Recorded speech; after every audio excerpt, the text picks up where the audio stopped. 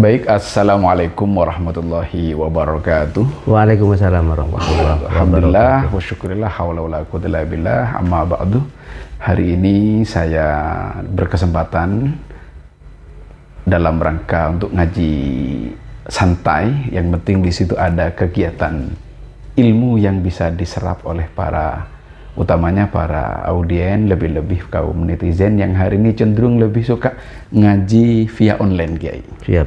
Alhamdulillah, saya perkenalkan dulu beliau. Di samping saya, beliau adalah Buya Zen. Buya Zen, beliau dikenal dan masyhur di NU itu sebagai apa, Kiai? Khodimul Majlis Ihya Ulumuddin. Betul. Itu rutin diadakan setiap hari Sabtu ya. Iya. Itu di mana, Kiai?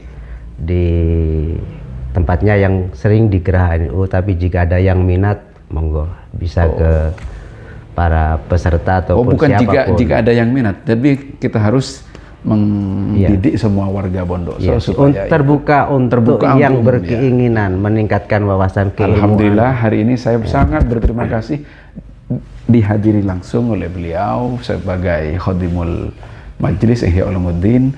Kita ke depan akan bicara tentang konsep bagaimana kita jauh sebelum melakukan ibadah mahdoh, tapi setidaknya kita harus siapkan diri kita, mental kita, lebih-lebih fisik dan mental. Tapi kita lebih fokus kepada bagaimana kita menyiapkan ibadah ini supaya siap. Namun sebelum masuk ke wilayah ibadah, tentu kita akan bahas yang namanya istilah, kalau dalam agama itu toharoh, tapi kalau dalam kehidupan sehari-hari itu dikenal dengan istilah apa, Kiai? Bersuci ya, Kiai. Oke, biar kaum netizen tahu, utamanya dunia anak-anak sekarang, mari kita ngaji bersama dengan beliau. Tentu beliau sudah menjadi Khodimul Majlis, bukan sembarang khodim, tapi beliau sudah memiliki kapasitas dan kapabilitas di bidang keilmuan yang beliau mumpuni. Oke, mari kita berdiskusi sejenak, barangkali ini bisa menambah wawasan, dan saya berharap wawasan ini menjadi wawasan yang barokah. Amin. Amin. Baik, ini Kiai, hari ini mungkin yang sering terjadi di kalangan anak-anak remaja itu, jauh sebelum melaksanakan sholat itu lebih banyak yang mengentengkan. Kadang saya lihat, kalau saya sering Jumatan, melihat anak-anak remaja itu sering datang ke masjid, kadang tanpa alas kaki, tiba dari jalan langsung naik ke masjid. Ada yang juga sering begitu naik ke tempat wudhu, di tempat saya lihat, perhatikan di masjid, di situ ada tempat air yang mengalir, itu langsung masuk gitu. Itu gimana, Guys, sebenarnya, Guys? Iya, terima kasih. Yang penting bisa memastikan bahwa ketika orang mau melaksanakan ibadah itu dalam keadaan suci. Dalam bahasa fikihnya disebut toharoh. Suci baik dari hadas. Hadas itu secara hukum tidak dalam menanggung najis, bukan najis ya, penghalang ibadah. Ada namanya hadas besar, ada hadas kecil. Kalau hadas besar itu seperti habis berhubungan suami istri, perempuan habis datang bulan haid, itu namanya dia sedang menanggung hadas besar. Cara mensucikan harus mandi, yang disebut ghuslu. Ada syarat-syarat tertentu yang harus dipenuhi untuk menghilangkan hadas besar. Kalau hadas kecil itu seperti kita wudhu, wudhu itu ya hadas selain hadas yang besar tadi, hadas kecil, cukup dengan berwudhu. Artinya kesucian itu menjadi syarat penting dalam keabsahan maupun diterimanya sebuah ibadah. Sebentar, ya, kok ada istilah besar dan kecil, gimana, Kiai? Iya, karena kalau hadas besar itu istilahnya aja, tapi hadas itu kan penghalang. Hadas arti sendiri penghalang ya? Iya, penghalang secara hukum ini. Tidak kasat mata, dia terhalang untuk melaksanakan ibadah.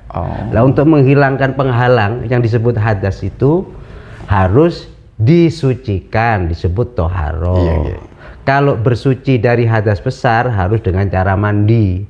Mandi dari ujung rambut sampai ujung kaki dengan air yang bersih yang disebut air mutlak. Ada niat dan lain sebagainya. Seperti habis haid, habis nifas, habis melahirkan, Harus mandi oh iya, ada niatnya. Nawaitul ghusla li rafi'il hadasil. Kalau cuma mandi-mandian Ki? Mandi ya kalau tidak diniati walaupun habis berkola-kola ya enggak. Udah bisa. Enggak bisa, harus jajah. Jadi mandi biasa dengan mandi secara syar'i itu ada syarat. Ya, kalau hadas kecil itu seperti orang mamanya saya mau sholat. Tidak dalam keadaan suci, tapi saya tidak dalam keadaan menanggung hadas besar, ya cukup berwudu. Seperti saya punya wudu batal karena bersentuhan dengan istri, kan bukan mahram ya, lain jenis, ya cukup dengan wudu, tidak perlu mandi habis kentut atau kencing. Ya, itu syarat utama. Di hadis disebutkan at-tahur syatrul iman, bersuci. Suci itu adalah bagi separuh daripada iman. Kenapa ya tadi itu? Sehingga hampir setiap ibadah dalam Islam ada syarat toharoh. Toharoh itu macam-macam. Ada suci dari najis, secara zat itu umpamanya seperti kencing, kotoran, binatang atau manusia itu kan najis. Ketika kita tersentuh itu namanya kita terkena najis. Cara mensucikan harus dibersihkan dengan air mutlak, air yang suci dan mensucikan. Itu namanya secara lahir. Kalau suci dari hadas harus dengan wudu. Kenapa setiap ibadah ada toharoh? Islam ingin membentuk kehidupan manusia yang bersih baik secara lahir maupun batin, sehingga dalam ibadah itu salah satu syaratnya harus toharoh tadi, suci. Gini Kiai, ini kan kalau bersuci, misal saya habis mandi sudah pakai sabun yang anggap saya paling mahal lah, baju sudah kita sucikan, langsung melaksanakan ibadah, itu juga termasuk suci Kiai? Dibikin orang bersih itu belum tentu suci. Tapi kok bisa Kiai? Iya, contoh saja ya, saya punya menanggung hadas besar. Mandi tidak diniati walaupun pakai sabun banyak, pakai sampo dan seterusnya, yang paling mahal sekali. Saya bersih harum, tapi saya karena tidak niat tadi hadasnya masih melekat, sehingga orang ketika dalam keadaan junub menanggung hadas besar, haram hukumnya sholat. Tidak cuma tidak sah, tapi dia haram, termasuk menyentuh Al-Quran. Kan sudah dihilangkan. Iya, secara lahiriah, secara lahiriah dohir dia bersih dari najis, tapi secara batin dia secara hukmi, ya secara hukum dia masih ada yang namanya hadas. Hadas itu harus dihilangkan dengan tohar yang dia harus mandi. Oh, hadas sendiri artinya? Hadas itu adalah penghalang seseorang untuk melaksanakan ibadah. Untuk menghilangkan penghalang itu disebut toharo. Toharo ada macam-macam. Sama seperti saya tangan terkena kotoran binatang. Nah ini supaya dihilangkan dengan air. Ini karena yang secara zati ya terlihatan. Kalau hadas enggak, ya harus dengan wudhu tadi. Harus dengan wudhu. Ya, wudhu, membasuh muka dan sebagainya tadi. Berarti secara tidak bisa dibenarkan walaupun kita pakai menggunakan sabun yang paling bagus, yang bisa mensucikan seluruh baik dari pori-pori. Lah makanya tidak dianggap suci, perbuatan yang bersifat adat ya, kebiasaan dengan ibadah itu bedanya dengan niat. Raub dengan wudhu, yang bisa membedakan hanya niat. Jadi saya ambil air gini, terus dibasuh tangan, kaki juga dibasuh, kepala dibasuh. Kalau nggak diniati, itu namanya raub, cuci muka. Nah, itu makanya adat itu dengan ibadah dipisahkan dengan niat. Kalau mau disebut wudhu, kalau nawaitul wudhu'a. Jadi ketika dengan basuhan muka awal sambil niat menghilangkan hadas kecil. Sama juga mandi kebiasaan itu membersihkan badan dari bau tidak sedap karena seharian kerja habis ngajar seperti sampean. Lah, ini mandi itu mandi aja. Ya sunnah hukumnya. Kalau ingin menghilangkan hadas harus diniati. Saya mandi untuk menghilangkan hadas besar lillahi ta'ala atau fardhon lillahi ta'ala. Jadi tetap harus dihilangkan itu ya? Iya. Pesannya apa? Manusia itu harus hidup dalam keadaan bersih secara lahir maupun batin, ucapan maupun tindakan. Itu apa? Makna hikmah yang terkandung dalam ibadah. Kenapa orang sholat pakaiannya harus bersih dari najis, badannya bersih dari najis, secara batin bersih dari hadas. yaitu orang dididik oleh Allah dengan cara ibadah supaya senantiasa dalam keadaan bersih baik lahir maupun batin. Diimplementasikan dengan ucapan, tindakan. Orang kalau bisa menghayati ibadah itu begitu. Makanya akhirnya disebut inna sholata tanha anil fahsya'i wal munkar. Masya Allah, alhamdulillah. Jadi seperti toharo secara lahiriah itu simbol-simbol saja, simbol. Ada pesan yang tersirat di sana. Ya, pesan Islam itu begitu. Jadi memang kalau kita mau melakukan sesuatu itu harus bersih betul. Dulu. Ya, baik secara fisik. Ya, hatinya juga bersih. Jadi hatinya dibersihkan dari niat-niat, sifat-sifat yang jelek. Lahirnya juga. Oh, pesannya itu yang sebenarnya. Iya, yang betul. Kalau dipahami secara dohir, hanya cukup berwudu saja, menghilangkan, membatalkan atau gimana itu, Kiai? Apa? Wudu sudah anggap secara itu kan dohir ya, Kiai. Tetapi makna yang tersirat itu adalah kita diajarkan bagaimana selalu untuk bersih diri dari. Walaupun juga diterangkan dalam hadis, kurang lebih arti terjemahannya begini. Gimana? Orang yang berwudu untuk mau sholat atau tidaklah, yang penting saya ingin wudu dan disempurnakan wudu, basuhan mukanya sempurna, basuhan tangannya sempurna, kaki, telinga sunnah, ini kepala. Fa ahsana wudu'ahu, dia sempurnakan wudunya.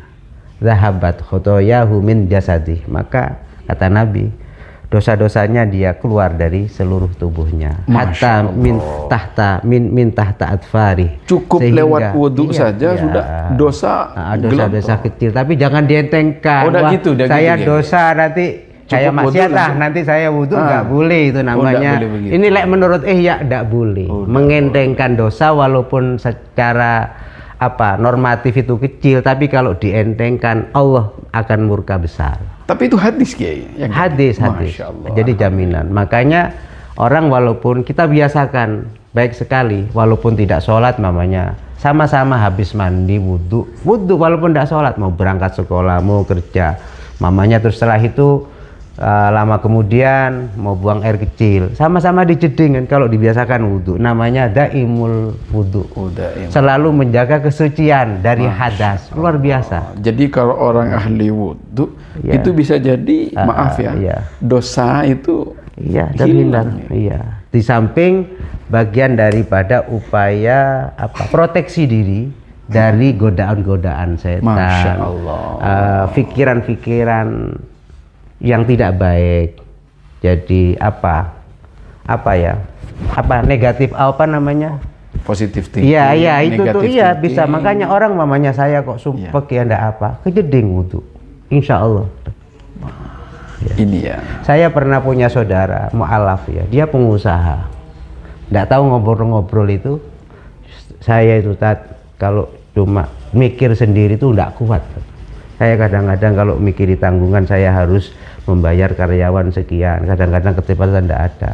Saya itu kejeding wudu. Dia berdoa begini, irhamni ya Allah, sayangi ya Allah. Dia itu merasa cukup begitu aja. Pres itu. Saya akhirnya itu sampai sekarang itu menginspirasi saya.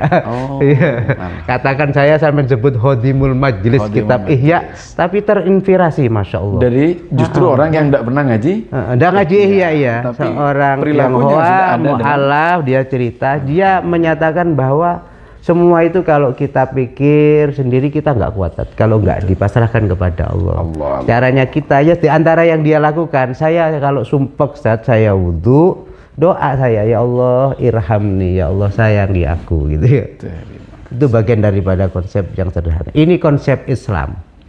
Jadi karena yang bikin ruwet, serbek, susah, senang, lapang itu Allah.